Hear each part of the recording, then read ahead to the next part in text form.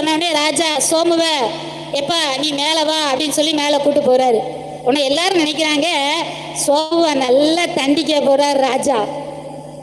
சோமுவ மேலே கூட்டு போறாரு, நல்லா அவனுக்கு தண்டனை கொடுக்க போறாரு அப்படின்னு சொல்லி எல்லாரும் பார்க்கும்போது ராஜா உடனே சோமுவை பார்த்து சொன்னாரு, இந்த அரண்மனைக்கு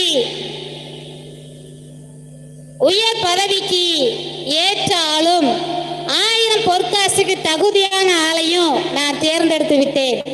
இவன் தான் அந்த சோமு அப்படின்னு சொன்னோன்னே எல்லாரும் ஷாக் ஆயிட்டாங்க. என்னடா நம்ம எல்லாரும் செடியை அழகா வளர்க்க வச்சு அழகா பூ பூத்து கொண்டு வந்து நிற்கிறோம், இவன்டா செடியும் இல்லை ஒண்ணுமே இல்லை, ஆனா இவனை ராஜா தேர்ந்தெடுத்திருக்கிறாரு அப்படின்னு சொல்லும்போது அந்த ராஜா சொன்னாராம், நான் கொடுத்த விதை என்ன விதை தெரியுமா? வேக வைத்த விதை. வேக வைத்த விதைய நான் கொடுத்தேன். இதுல யாரு நேர்மையா இருக்கிறாங்களோ அவங்களுக்கு தான் அந்த 1000 பொற்காசை கொடுத்து இந்த அரண்மனையில உயர் பதவி கொடுக்கணும் நான் நினைச்சேன். இதுல சோமு மட்டுமே நேர்மையாகவும் உண்மையாகவும் இருந்தான். இவனுக்கு அந்த 1000 பொற்காசை நான் கொடுக்கிறேன். இவனையே இந்த அரண்மனைக்கு நான் நிர்வாகியாக பொறுப்பு ஏற்கிறேன்னு சொல்லி அந்த சோமுவை அந்த ராஜா உயர்த்தி வைத்தார். அல்லேலூயா, அல்லேலூயா. அவன் உண்மையா இருந்தான், நேர்மையா இருந்தான், அதனால அவனுக்கு உயர்வு வந்தது. ஆனா உண்மையா இருக்கும்போது மற்றவர்கள் எல்லாம் கிண்டல் பண்ணினார்கள், கேலி செய்தார்கள். ஆனால் அவன் ராஜாவுக்கு நேர்மையாகவும் உண்மையாக இருக்க வேண்டும் என்று அவன் நினைத்ததுனால ராஜா அவனை உயர்த்தி வைத்தார். அல்லேலூயா. மற்றவர்கள் எல்லாரும் ஏமாற்றியவர்கள் எல்லாம் தலையை தொங்க போட்டுவிட்டு வீடு திரும்பினார்கள். உண்மையாய் இருந்தால் உயர்வையும் மேன்மையும் ஆசீர்வாதத்தையும் நாம் பெற முடியும்.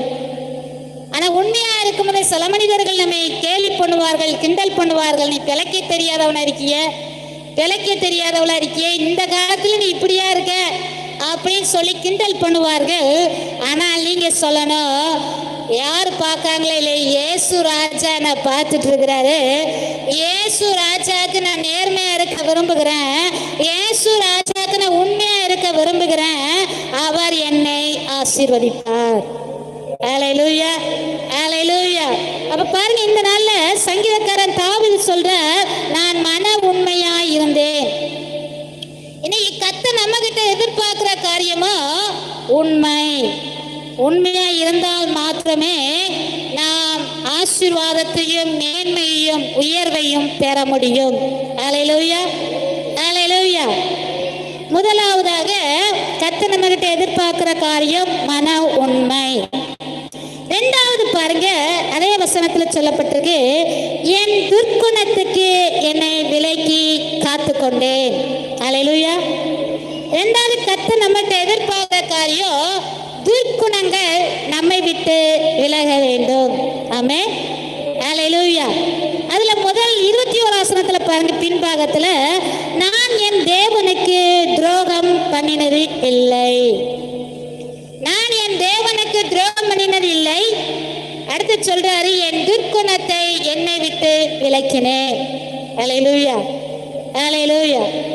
துர்க்குணத்துக்கு நம்மை விலக்கி காத்து கொள்ள வேண்டும். ஆமென். துர்க்குணம்னா என்ன, துர்க்கிரியைகள்லாம் என்ன அப்படின்னு சொன்னா, புதிய ஏற்பாட்டுல பார்த்தோம்னா கலாத்தியர் 5ஆம் அதிகாரம் 19ஆம் வசனத்திலிருந்து 23ஆம் வசனம் வரை அதுல தெளிவாய் சொல்லப்பட்டிருக்கு. கலாத்தியர் 5:19 முதல் 23.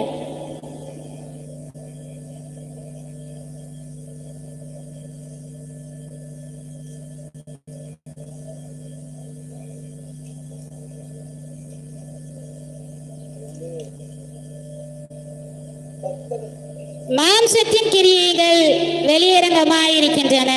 அவை அவன விபச்சாரம், வேசித்தனம், அசுத்தம், காம விகாரம், விக்கிரக ஆராதனை, வெள்ளி சுனியம், பகைகள், விரோதங்கள், வைராக்கியங்கள், கோபங்கள், சண்டைகள், பிரிவினைகள்,